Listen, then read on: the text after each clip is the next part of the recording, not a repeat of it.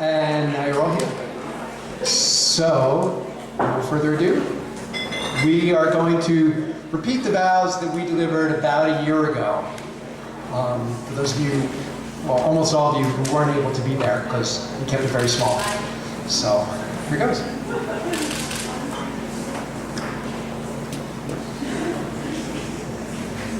Yes, I'm the short one.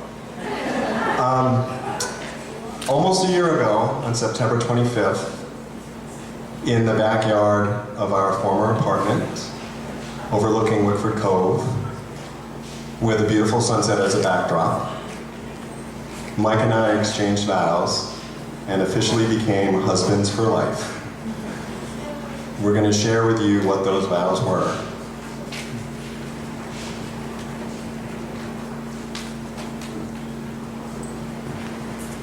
My summer reading book report,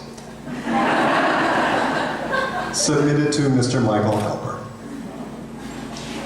By the way, I lost the rubric, and I couldn't find the homework link on your website, so I really hope I pass this assignment. I don't want to have to do this all over again. Every book is different. For instance, imagine 2 volumes, one tall, one short. The first one with a lighter cover and a few too many green scribbles in the margins. The second one with a darker cover and its pages stitched maybe just a bit too tightly together. Somehow these 2 books find themselves next to each other on the same shelf. That's when they discover they've got some things in common. Both are full of endearing, seductive language that simultaneously provokes laughter and curiosity and cursing. And both have lots and lots and lots and lots of dog-eared pages. Every book has a different beginning. One book might come at its reader with a rough and unconventional opening that startles him into recognizing pieces of himself he hadn't noticed before. Another book might tenderly reveal the trustworthiness and grace of its point of view. Perhaps all good stories soar from such irresistible connections as these. And every book, every story, has a different ending. This story, our story, the one we are reading together here today, have interpreted together for the past 11 years, and will decode together for the rest of our lives. Well, our story's ending is a beautiful, consoling secret that will belong to us alone, because, like all great stories, it keeps us wanting more, regardless of whether this particular tale will ever be available as an ebook. Michael, pal of me heart, my alpha male, these things I vow to you. To fetch my true self with all its unrealized potential and lay it at your feet. To wag harder and play together daily. To comfort you with mindful attention, with boundless love and affection, with however many treats necessary.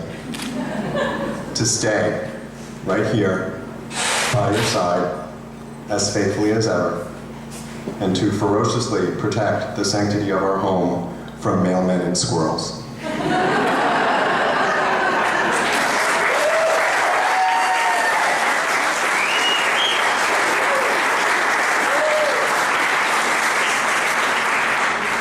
Thanks, Thomas.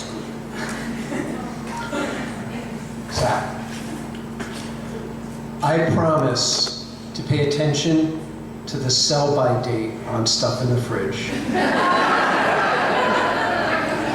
I promise not to correct your pronunciation, at least not in front of other people. I promise to share the blanket with you and to split the difference on the thermostat. I promise to always have at least 2 dogs so that neither of us will ever have to feel neglected.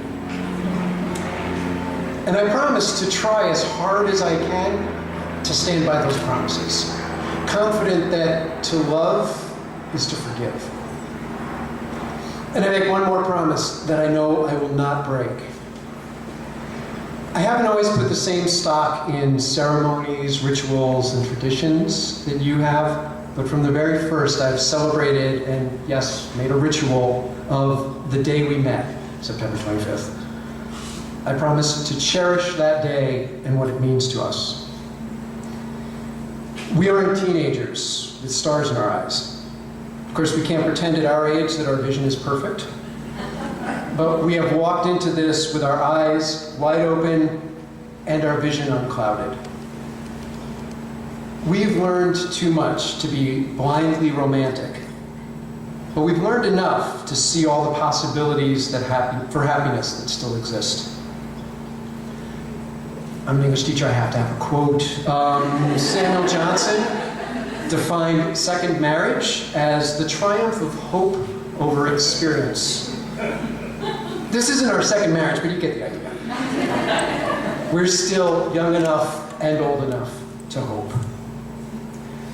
So once again, I give my hand to you as you've given yours to me. I bind my life to yours as you've bound yours to mine. And I take you as my husband, as you've taken me to be yours.